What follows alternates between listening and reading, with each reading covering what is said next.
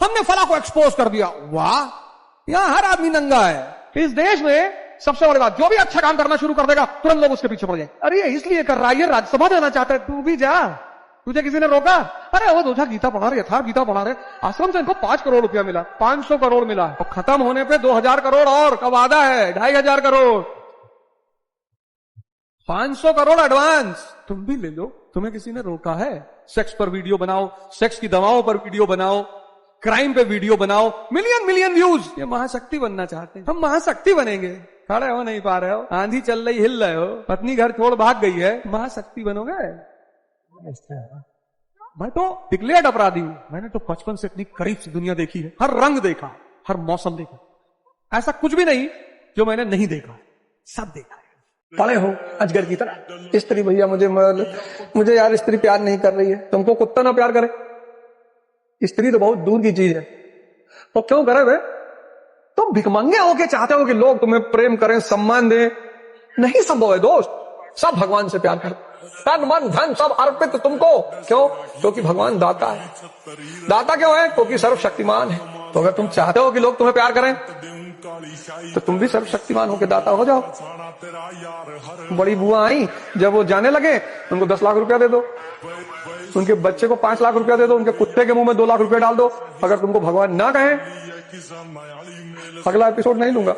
जब भी पत्नी को आई लव यू कहो तो हीरे की अंगूठी पहना दो, सोने की चेन पहना दो, बाली पहना दो, 3 लाख का सूट दे दो, लुई विट्टन का बैग दे दो। तुमको भगवान ना कहे तो तुम अगला एपिसोड नहीं पढ़ोगे। सवाल ये उठा कि शक्ति आएगी कैसे? ध्यान से, ध्यान करोगे दिमाग मजबूत हो जाएगा, योग करोगे शरीर मजबूत हो जाएगा, और जब शरीर और दिमाग मजबूत हो गया उत्साह पैदा हो जाएगा। ये करना है, मन से कहना कि भाई तू मेरे शरीर के अंदर है, तू तो कम से कम मुझे बना दे। तू क्यों मिटाने पे तुला हुआ है भाई? बाहर आदमी मिटाने पे तुला है, समझ में आता है। तू ध्यान करना बहुत जरूरी, नहीं तो आप उड़ा दिए जाओगे। ये बढ़ता हुआ माया का प्रकोप आपको खत्म कर देगा, कहीं का नहीं छोड़ेगा। भगवान अगर गीता दुर्योधन को सुनाते तो दुर्योधन कहता कि बकैती है ये, जिसको समझ में ही नहीं आएगा। तो जम के कमाओ 3-4 लाख करोड़ रुपया, खूब पैसा कमाओ। तो जितना पैसा कमाओगे उतना संसार तुम्हारे पास आएगा। हर दूसरे दिन तुम शादी करोगे।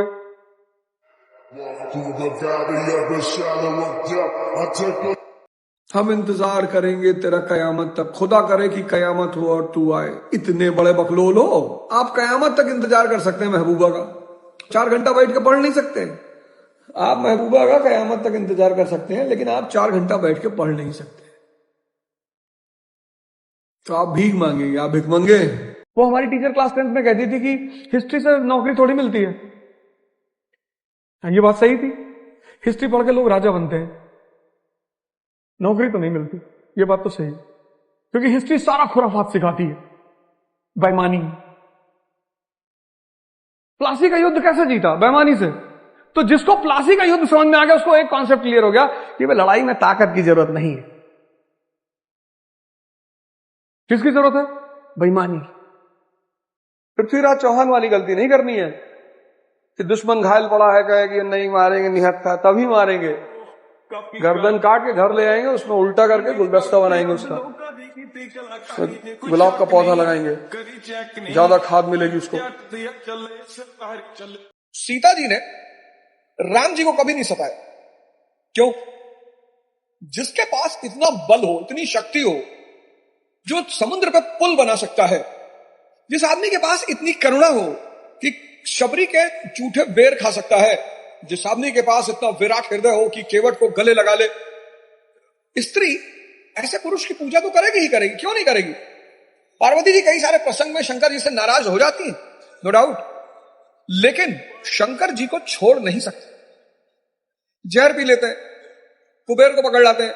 कॉम्प्लान पिए हुए लड़के छिपकली से डरते हैं, डीओ लगाए हुए लड़कों से बकरी नहीं फंस रही। लड़की तो बहुत दूर की चीज है।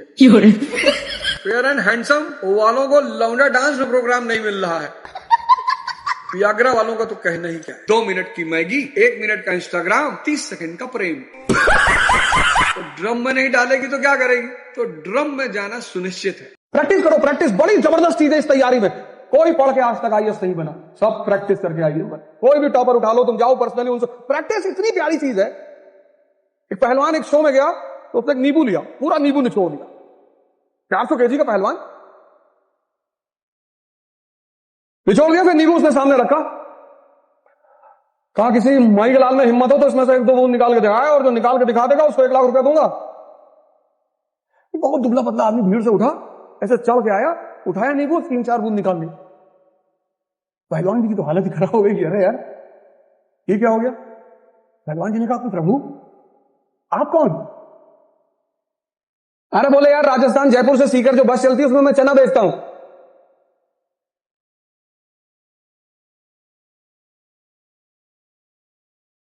प्रैक्टिस है ना, दिन भर नींबू निकाल रहा है, प्रैक्टिस ही तो है। जीवन एक रिस्क है, यहां कुछ भी सुनिश्चित नहीं, और 99% लोग हर चीज सुनिश्चित चाहते। भगवान थे राम, सुबह राजगद्दी मिलने वाली थी, वनवास मिल गया। सीता मैया सोच के आई थी कि राजकुमार और राजा से शादी हो रही है, महलों में रहूंगी। 14 साल जंगल में रही, लेकिन वो वेस्ट नहीं है, भगवान बनकर लौटे भगवान राम, और भगवान बन के लौटी माता सीता। जिंदगी रिस्क है, सिर्फ रिस्क, इसके सिवा कुछ भी नहीं। यहां मौत को छोड़कर कुछ भी सुनिश्चित नहीं, इसलिए लोग श्योरिटी ढूंढते, अश्योरेंस, अच्छा लड़का, अच्छी बीवी, अच्छा पत्नी, अच्छा पति। तुम ताकतवर मिलने बन जाओ, तुमको कोई बुरा मिलेगा ही नहीं। तुम सूत्र तो समझते ही नहीं, तुम सूर्य बन जाओ, कोई तुमसे आंख नहीं मिलाए क्योंकि उसकी आंख फूट जाएगी। अच्छा नहीं बनना है, बुरा भी नहीं बनना है। लोग कहते हैं भैया कलेक्टर हो गए तो जिंदगी अच्छी हो जाएगी, जज हो गए तो भैया जिंदगी अच्छी हो जाएगी, नेता हो गए तो भैया जिंदगी अच्छी हो जाएगी। कितने जज कलेक्टर और नेता की जिंदगी अच्छी है बताओ जरा? जिंदगी तो सिर्फ महादेव की अच्छी है। शक्तिशाली शक्ति, कुबेर को उठा लाने की क्षमता, जहर पी जाने की क्षमता, अनंत काल तक समाधि में बैठ जाने की क्षमता, कामदेव को भस्म कर देने की क्षमता। एक वीडियो आया मुझे बहुत अच्छा, जिसने भी बनाया हो पर मुझे अच्छा हो। उसने कहा भाई जो गोली खान सर की कोचिंग पे चली थी, अगर वही गोली ओझा सर की कोचिंग पे चलती तो वो बंदा FIR बाद में करता, पहले मिर्जापुर से कट्टा। मित्र मैं तुम्हें बता दूं कि मुझे मिर्जापुर से मंगाने की जरूरत ही नहीं। मैं तो गांधी जी का पुजारी हूँ, अहिंसावादी हूँ। मैं जाके सामने वाली कोचिंग पर हाथ जोड़ के खड़ा हो जाता, उसके पैर पे गिर जाता। मित्र अब वो अगर दुर्भाग्य से मन मरा जाता, वो सब प्रभु की लीला होती। मित्र मैं उसमें क्या कर सकता हूँ? कितना अच्छा है, सिंप्लिसिटी कितनी अच्छी चीज है। तुम शादी में गए, तुमसे कोई पानी नहीं पूछ रहा, दुखी हो तुम, तुम्हें खुशी होना चाहिए कि तुम्हारी कोई औकात ही नहीं, कोई क्यों पूछे? क्यों पूछे तुमसे? उस घटना ने तुमको मैसेज दिया ना। ऐसी जगह जाओ जहां तुमको कोई देखे ही, तो फील होता रहेगा। 5 स्टार होटल चले जाया करो, तुम्हें कोई देखेगा ही नहीं। एक कप चाय पी लो 250 रुपए की, वहां का एम्बियंस अच्छा होता, और अच्छा होता। चारों तरफ लोग बैठे हुए, कोई 10,000 करोड़ की बात कर रहा है, कोई 15,000 करोड़ की बात कर रहा है। 250 रुपए में तुम कितना ऊर्जा लेकर चले आए। सर मुसीबत आती है परिवर्तन करने के लिए। मुसीबत जब भी आई, ये मेरे पिताजी ने मुझसे कहा, उन्हें गांव से भगा दिया गया, तो माँ बाप दोनों बेचारे इधर उधर अपना भटकते रहे। तो एक बार मैंने आपसे उनसे पूछा कि आपको बदला लेने की इच्छा नहीं हुई? बोले पागल, मुसीबत आती है कुछ बड़ा करने के लिए अगर आप जागृत हैं। मैंने कहा कैसे? बोले राम राजा बनने जा रहे थे। मैंने कहा हाँ। बोले मुसीबत आ गई? हाँ। मैंने कहा बिल्कुल। बोले 14 साल जंगल में रहे? मैंने कहा हाँ। बोले उसी जंगल में रहकर भगवान बने। पिताजी ने कहा कि देखो मुसीबत आई? मैंने कहा हाँ। बोले वो मुसीबत को मैं उन्होंने मजा लेना शुरू कर दिया। तैयार हैं? पिता दशरथ कह रहे हैं कि तू मना कर दे, वादा तो मैंने किया था ना, तू मना कर दे कि मैं नहीं जाऊंगा। अरे बोले नहीं, जाना तो है ही है। और ये इस बात का संदेश है कि हर व्यक्ति को, वो चाहे भगवान ही क्यों ना हो, कितना बड़ा संदेश है कि हर व्यक्ति को इस जीवन में संघर्ष करना है। जो जीवन आज आप जी रहे हो ना, नरक जैसा जीवन, नरक जैसा। लगभग 95% लोग ओवर थिंकिंग के शिकार, मोबाइल के शिकार, वासना के शिकार, रिश्ते सब उलट पुलट गए हैं, रिश्ते सब उलट पुलट गए हैं। हर घर में कलह चल रही है, हर घर में चिड़चिड़ापन इतना बढ़ गया है, इतना ज्यादा बढ़ गया है घरों में चिड़चिड़ापन इतना बढ़ गया है, लोग एक साथ रहने को तैयार नहीं। माँ बाप को ओल्ड एज होम में रख दिया है, भाई भाई अलग रह रहे हैं, किसी किसी से बात नहीं हो रही है। ऐसा दौर आ गया रिश्तों में। अच्छा, उसकी सिर्फ एक वजह है, कोई खराब थोड़ी हुआ, कोई खराब नहीं हुआ, ऐसा नहीं कोई खराब हो गया, कोई बदमाश नहीं हुआ है, लोग बेहोश हो गए। आप परेशानी की बात करिए, कहानी में रायता मत फैलाइए। हम फलाने को प्यार करते थे, वो हमको नहीं करता, बड़ी अच्छी बात। इससे अच्छी बात क्या हो सकती? भगवान तो मंदिर में नहीं उतर के आता। आप 10 दिन मंदिर के अंदर जाओ और 11वें दिन आप मंदिर से निकल जाओ बिना प्रणाम किए, भगवान आपको आगे चौराहे पे नहीं रोकेगा। भगवान आपको अगले चौराहे पे नहीं रोकेगा कि अवध आज तुमने प्रणाम नहीं किया। लेकिन आदमी को अगर 10 दिन तुम प्रणाम करो और 11वें दिन ना करो तो बेचैन हो जाता है कि यार नमस्ते नहीं की, आज हमारे तरफ देखिस नहीं। ये जीवन मिला है साधना करने के लिए। वृक्ष कबो ने फल वगे, नदी न संचय नीर, परमारथ के कारणे साधुन धरा शरीर। साधना करोगे शक्ति आ जाएगी, शक्ति आ जाएगी फिर करोगे क्या? सेवा। तो डॉक्टर बन के सेवा कर सकते हो, इंजीनियर बन के, आईएएस बन के, पीसीएस बन के, मंत्री बन के, विधायक बन के, प्रधानमंत्री बन के। जेनजीज को मैं एक बात कहूंगा कि देखो भाई, तुम बहुत स्मार्ट जनरेशन हो, नो डाउट, समझदार हो तुम, और कुछ चीजों में तुम पुरानी जनरेशन से बहुत आगे हो, पर एक जगह तुम बहुत कमजोर हो और वह है तुम्हारी आंतरिक स्थिति। तुम बाहर से बहुत स्मार्ट हो पर तुम अंदर से बहुत कमजोर हो। तुम मन से कमजोर हो, तुम शरीर से कमजोर हो। तुम्हारे पास 10 मर्सिडीज आ जाए और पेशेंस ना हो तो बहुत बुरा जीवन बीतेगा, और तुम्हारे पास 10 रोल्स रॉयस आ जाए और करेज ना हो तो भी तुम्हारा जीवन बहुत बुरा बीतेगा। मेरा तुमसे यह कहना है, और 2 चीज और पैदा करो, एक विजडम, एक करेज। इन बेहोश प्रवृत्ति के, जब भी कोई आप अच्छा काम करोगे, कोई भी अच्छा काम करोगे, ये उसमें दोष समाज निकाल देगा। कुछ भी, ये समाज का नेचर है। तभी तो गाना बना था, कुछ तो लोग कहेंगे, लोगों का काम है कहना। ऐसी बात बोल देगा आपके शरीर में आग लग जाएगी। तुम्हारे दुश्मन सिर्फ धन की वजह से नहीं होंगे, तुम्हारी योग्यता तुम्हारे सबसे ज्यादा दुश्मन पैदा करेंगे। जब भी कोई व्यक्ति उपलब्धि हासिल करता है तो 2 लोग उसके साथ तुरंत आ जाते हैं, एक चाटुकार और दूसरा दुश्मन। ये कोचिंग का मामला नहीं है। एक सामान्य परिवार का व्यक्ति बड़े बड़े सपने देख रहा है और उसके वो सपने, वो पुराने जो भूपति हैं, पुराने मठाधीश हैं, वो डिकोड कर रहे हैं, वो समझ रहे हैं कि कहां जा रहा है। खान की स्थिति मीर कासिम की हो गई। इस देश में जब भी कोई सामान्य परिवार का व्यक्ति उभरने की कोशिश करेगा, उसको दबा दिया जाएगा, और बहुत बुरी तरह। मैंने कहा ना, ऐसा नहीं कोई एक आदमी पीछे पड़ा होगा, जितने पुराने मठाधीश हैं सबको लगा होगा कि भैया एक हो जाओ, नहीं तो खत्म कर देगा ये। क्योंकि जब आप बोलते हो, कोई काम करते हो, तो आपकी भविष्य की प्लानिंग दिखाई पड़ने लगती। बहुत संभल के रहना पड़ता है, बहुत होशियारी से। हर आदमी नरेंद्र मोदी थोड़ी है। खान ने नरेंद्र मोदी से कुछ नहीं सीखा। नरेंद्र मोदी एक ऐसे आदमी है जिन्होंने प्रधानमंत्री बनने से पहले तक कभी कहा ही नहीं कि मुझे प्रधानमंत्री बनना है। बिना लड़े उस आदमी ने प्रधानमंत्री की शपथ ले दी। तो लोग लड़ना जानते हैं, भाग्य हमेशा उनके साथ है, हमेशा।